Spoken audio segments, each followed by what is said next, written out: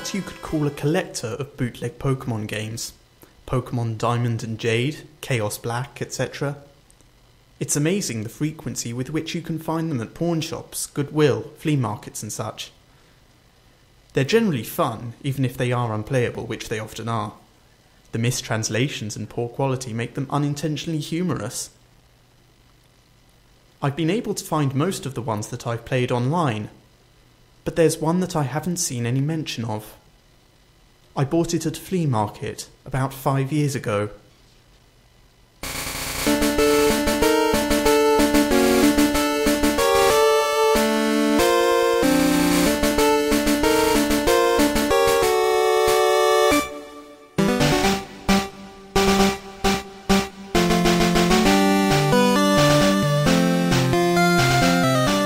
The game started with the familiar Nidorino and Gengar intro from Pokemon Red and Blue. However, the press start screen had been altered. Red was there, but the Pokemon did not cycle through. It also said Black version under the Pokemon logo. Upon selecting New Game, the game started with the Professor Oak speech, and it quickly became apparent that the game was essentially Pokemon Red. After selecting your starter, if you looked at your Pokemon, you had, in addition to Bulbasaur, Charmander or Squirtle, another Pokemon. Ghost. The Pokemon was level 1. It had the sprite of the ghosts that are encountered in Lavender Tower before obtaining the Sylph Scope. It had one attack. Curse. I know that there's a real move named Curse, but the attack did not exist in Generation 1, so it appears it was hacked in. Defending Pokemon were unable to attack Ghost. It would only say that they were too scared to move. When the move Curse was used in battle, the screen would cut to black. The cry of the defending Pokemon would be heard, but it was distorted, playing at a much lower pitch than normal. The battle screen would then reappear, and the defending Pokemon would be gone. If used in a battle against a trainer, when the Pokeballs representing their Pokemon would appear in the corner, they would have one fewer Pokeball. The implication was that the Pokemon died. What's even stranger is that after defeating a trainer and seeing Red received 200 yen for winning, the battle commands would appear again. If you selected Run, the battle would end as it normally does. You could also select Curse.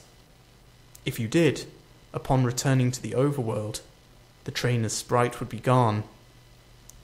After leaving and re-entering the area, the spot where the trainer had stood would be replaced with a tombstone, like the ones at Lavender Tower. The move Curse was not usable in all instances. It would fail against Ghost Pokemon, for example.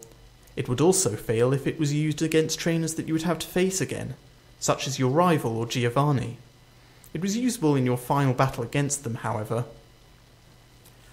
I figured this was the gimmick of the game, allowing you to use the previously uncapturable ghosts. And because Curse made the game so easy, I essentially used it throughout the whole adventure. The game changed quite a bit after defeating the Elite Four. After viewing the Hall of Fame, which consisted of Ghost and a couple of underleveled Pokemon I used for HMs, the screen cut to black. A box appeared with the words, "Many years later." It then cut to Lavender Tower. An old man was standing looking at tombstones. I then realised this man was my character. The man moved at only half the normal walking speed. You no longer had any Pokemon with you, not even Ghost, who up until this point had been impossible to remove from your party through depositing in the PC. The overworld was entirely empty, there were no people at all. There were still the tombstones of the trainers that you used Curse on, however. You could go pretty much anywhere in the overworld at this point, although your movement was limited by the fact that you had no Pokemon to use HMs. And regardless of where you went, the music of Lavender Town continued on an infinite loop. After wandering for a while, I found that if you go through Diglett's cave, one of the cuttable bushes that normally blocks the path on the other side is no longer there. allowing you to advance and return to Pallet Town. Upon entering your house and going to the exact tile where you start the game, the screen would again cut to black. Then, a sprite of a Caterpie appeared. It was replaced by that of a Weedle, and then a Pidgey. I soon realised as the Pokemon progressed from Rattata to Blastoise that these were all the Pokemon that I had used Curse on. After the end of my rival's team, a youngster appeared, and then a bug catcher. These were the trainers I had cursed. Throughout the sequence, the Lavender Town music was playing, but it was slowly decreasing in pitch. By the time your rival appeared on screen, it was little more than a demonic rumble. Another cut to black. A few moments later, the battle screen suddenly appeared. Your trainer sprite was now that of an old man, the same one as the one who teaches you how to catch Pokemon in Viridian City. Ghost appeared on the other side, along with the words, "Ghost wants to fight." You couldn't use items, you had no Pokemon.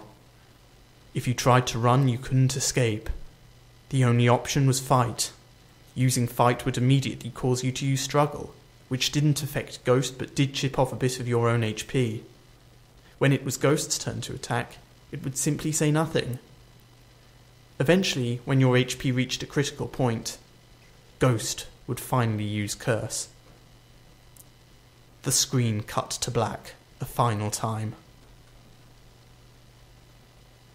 Regardless of the buttons you pressed, you were permanently stuck in this black screen. At this point, the only thing you could do was turn the Game Boy off. When you played again, New Game was the only option. The game had erased the file. I played through this hacked game many times, and every time the game ended with this sequence. Several times I didn't use Ghost at all, though he was impossible to remove from the party. In these cases, it did not show any Pokemon or trainers, and simply cut to the climatic battle with Ghost. I'm not sure what the motives were behind the creator of this hack. It wasn't widely distributed, so it was presumably not for monetary gain. It was very well done for a bootleg. It seems he was trying to convey a message, though it seems I am the sole recipient of the message. I'm not entirely sure what it was. The inevitability of death? The pointlessness of it? Perhaps he was simply trying to morbidly inject death and darkness into a children's game. Regardless, this children's game has made me think, and it has made me cry.